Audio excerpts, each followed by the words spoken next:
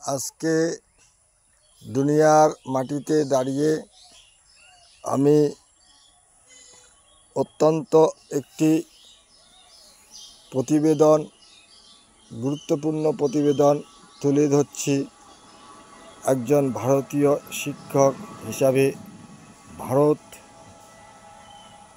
যে একটা বিরাট দেশ, এই দেশটি 1757 সালে 23শে জুন বিশ্বাসঘাতকতার ফলে বিশ্বাসঘাতক মির্জাফরের নেতৃত্বে সেদিন বাংলা, বিহার, উড়িষ্যার নবাব অর্থাৎ স্বাধীনতার সূর্য অস্ত গিয়েছিল পলাশির প্রান্তে। সেই পলাশির প্রান্তে যে স্বাধীনতার সূর্য অস্ত যায় প্রায় 100 বছর পর,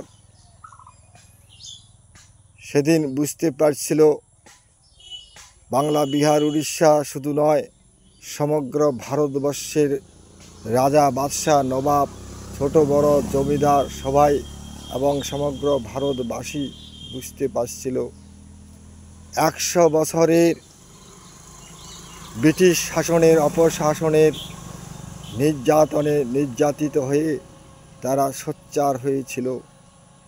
প্রায় 100 বছর পর জেগে উঠল মঙ্গল পাণ্ডে এবং আরও বিভিন্ন নেতৃত্বের সেদিন গরিমা আমরা দেখলাম। 1857 সালে সিপাহীর বিদ্রোহের মাঝে সেদিন ব্রিটিশ সাম্রাজ্যের ভিত একটু কেঁপে উঠল, ভূমিকম্পের জাগরণ দিল। সেই 1857 সালে মঙ্গল পাণ্ডে এবং এরকম সুনামধন্য অনেক দেশমাতৃর জামাল ছেলে তারা সেদিন জেগে উঠেছিল। তাই বন্ধুরা, তাদের রক্তের বিনিময়ে প্রায় আরও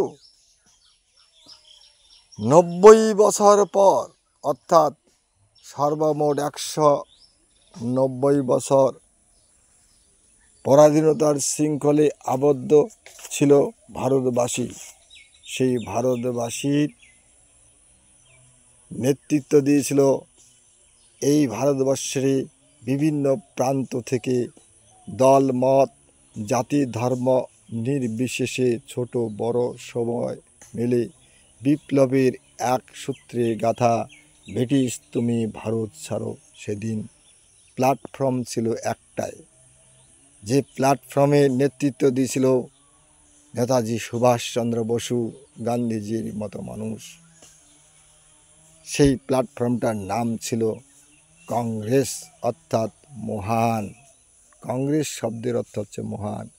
কংগ্রেস তখনও পলিটিক্যাল পার্টি নয়, তখন ছিল একটি মাত্র প্ল্যাটফর্ম। সেই প্ল্যাটফর্মে দাঁড়িয়ে সর্বজাতি সমন্বয়ে সেদিন জাতীয়তাবাদী আন্দোলন তৈরি হয়েছিল, ব্রিটিশ তুমি ভারত ছাড়ো। ব্রিটিশ যখন বুঝতে পারল এই বাংলার মাটি থেকে বিভিন্ন নেতৃবর্গ, ক্ষুদিরামের মতো, নেতাজির মতো, ভগৎ সিংয়ের মতো আরও বহু দেশ বরেণ্য বিপ্লবী ভারত মাতার দামাল সন্তান, তাদের রক্তের বিনিময়ে আমরা স্বাধীনতা পেলাম। কিভাবে? তখনকার দিনের নেতৃত্বের গোঁড়ামি, নেতৃত্বের ভুলের জন্য ভারতবর্ষকে টুকরা হতে হয়েছিল। বহু নেতৃত্ব সেদিন বেইমানি করেছিল, যার ফলে পরবর্তীকালে আমরা দেখতে পাই ভারত দ্বিজাতিক তত্ত্বে খণ্ডিতভাবে স্বাধীনতা পেল, অর্থাৎ হিন্দুস্তান আর পাকিস্তান এই দুটি রাষ্ট্রের জন্ম হলো। একটি দেশ ভেঙে টুকরা হলো, অপরদিকে একটি বাংলা ভেঙে দুই টুকরা হলো। পূর্ববঙ্গ, পশ্চিমবঙ্গ। পরবর্তীকালে এই বাংলা স্বাধীন রাষ্ট্রে পরিণত হয়।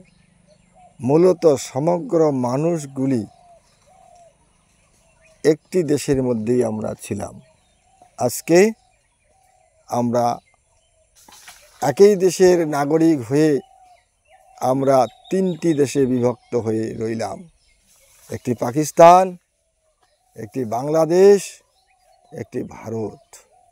আর ব্রিটিশ বানিয়ার জাত তারা ডিভাইড অ্যান্ড রুল পলিসির মধ্য দিয়ে যে সাম্প্রদায়িকতার বীজ বপন করে দিয়ে গিয়েছিল তা আজও বিদ্যমান। যে বিষ বৃক্ষ বপন করে দিয়ে গিয়েছিল তাহার বিস্ফল এখনও ভারতবর্ষের অলিতে গলিতে বিভিন্ন প্রান্তে উন্মোচিত হচ্ছে এবং বিষ বৃক্ষের ফল রূপে দেখা দিচ্ছে, যাহা আমরা পশ্চিমবাংলার মাটিতে স্বাধীন ভারতে আমরা ভাবতে পারিনি এরকম একটা নিদর্শন আমরা দেখতে পাব মুর্শিদাবাদের মাটিতে। এই স্বাধীন ভারতে অর্থাৎ ভারত স্বাধীনতার পূর্বে 1926 সালে একবার হিন্দু মুসলমানের মধ্যে দাঙ্গা সৃষ্টি হয়েছিল। সেই দাঙ্গা আমরা দেখতে পেয়েছিলাম কলকাতার মাটিতে। সেই দাঙ্গার পুনরাবৃত্তি ঘটে গেল মুর্শিদাবাদের মাটিতে। ভারতকে জাতিগতভাবে ভাগ করে দিয়েছিল ব্রিটিশরা, আজ তার ফল এখনও বিদ্যমান। তাই আমরা বলবো, হে ভারতবাসী, হিন্দু মুসলমান, পার্সিক জৈন খ্রিস্টান, তোমরা যে খণ্ডিত ভারত পেয়েছিলে সেই খণ্ডিত ভারতকে একত্রিত করেছিল আমাদের উত্তর পূর্ব ভারতের এক মহান মহারাজা, যার নাম আপনারা সকলেই জানেন, হয়তো ভুলে গেছেন, তাই আরেকবার স্মরণ করে দিতে চাই। স্যার জগদ্দীপেন্দ্র নারায়ণ বুক বাহাদুর। তিনি তার রাজ্য রাজভাণ্ডার সমস্ত কিছু রাজ পরিবারের যা ছিল সমস্ত কিছু ধন সম্পদ স্থাপর অস্থাপর সমস্ত দিয়ে ভারত ভুক্তি চুক্তি করে ভারতকে খণ্ডিত ভারতকে অখণ্ড রূপ দিয়েছিল। সেই অখণ্ড ভারতের একটা বিরাট সুবর্ণ যুগ এনে দেয় কোচবিহারী মহারাজা। তিনি হিন্দু মুসলমানের সংস্কৃতির বন্ধনকে অটুট করার জন্য ভারত ভুক্তি চুক্তি করেন। তার আগে ভারত যুক্তরাষ্ট্রের পরিকাঠামো পায়নি, কারণ ভারতের সার্বভৌমত্ব ছিল না, খণ্ডিতভাবে ভারত স্বাধীনতা পায়। তাই ভারতের সার্বভৌমত্ব দান করলেন, অর্থ দান করলেন, সমস্ত কিছু দিয়ে কোচবিহারী মহারাজা। সেই ভারত ভূখণ্ডে আজকে আমরা দেখতে পাচ্ছি কি স্বাধীন ভারতে একটি সরকারবিহীন রাজ্য জেলায় পরিণত হয়েছে, অন্য রাজ্যের অধীনে জেলাগতভাবে চলছে, যা কোচবিহার 1949 সালে 28শে আগস্ট ভারত ভুক্তি চুক্তির মধ্য দিয়ে ভারতের একটি অঙ্গরাজ্য অর্থাৎ সি ক্যাটাগরি রাজ্যের রূপ পেয়েছিল, যার প্রথম চিফ কমিশনার ছিল ভিআই নাংঝাপ্পা এবং চিফ মিনিস্টার ছিল হিম্মত সিং মাহেশ্বরী।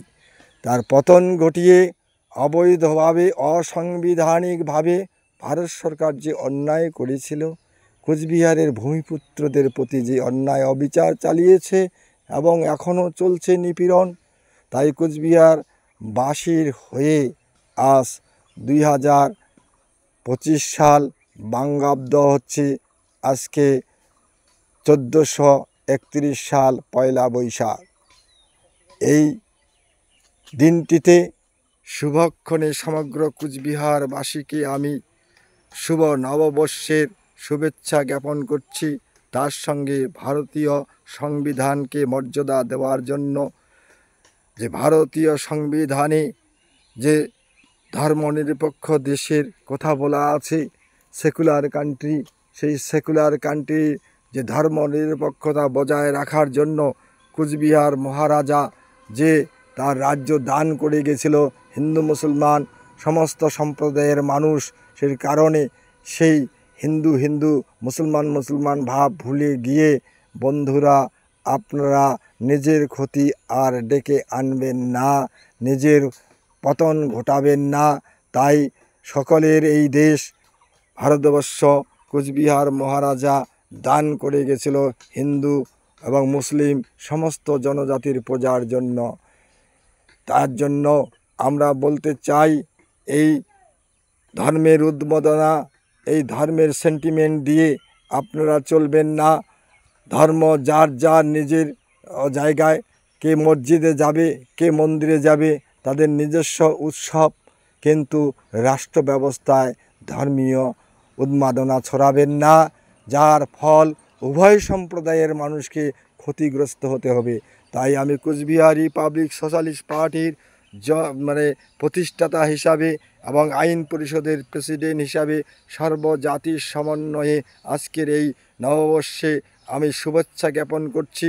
সমস্ত জনজাতির মানুষের শুভবুদ্ধি ফিরে আসুক, সাম্প্রদায়িকতা বিচ্ছিন্নতাবাদ নিপাত যাক, এবং কুচবিহার রিপাবলিক সোশ্যালিস্ট পার্টির চিন্তাধারা এবং কুচবিহার মহারাজার ভারত মুক্তির চুক্তি যে চিন্তাধারা তা দেশে দেশান্তরে ছড়িয়ে দেওয়া হোক, এই কথা বলে আমি সমস্ত জনজাতির মানুষকে আমি অশেষ অশেষ ধন্যবাদ জানাই।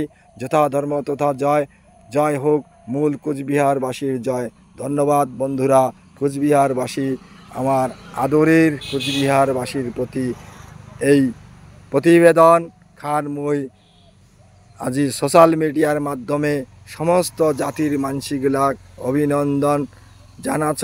তোমারগুলার শুভবুদ্ধি জাগুক এবং তোমরা সবাই মিলি ভারত মুক্তির চুক্তির ধারক বাহক হইয়া ভারতের অখণ্ডতা বজায় রাখার জন্য আমরা কুচবিহারবাসীর পক্ষ থেকে অনুরোধ আটুস আবদার জানাবার ধরছি। ধন্যবাদ বন্ধুরগণ, নমস্কার। কুচবিহার রিপাবলিক সোশ্যালিস্ট পার্টির প্রতিষ্ঠাতা হিসাবে সর্বজাতির মানুষকে আহ্বান জানিয়ে আজকের প্রতিবেদন এখানেই সমাপ্ত করছি। ধন্যবাদ।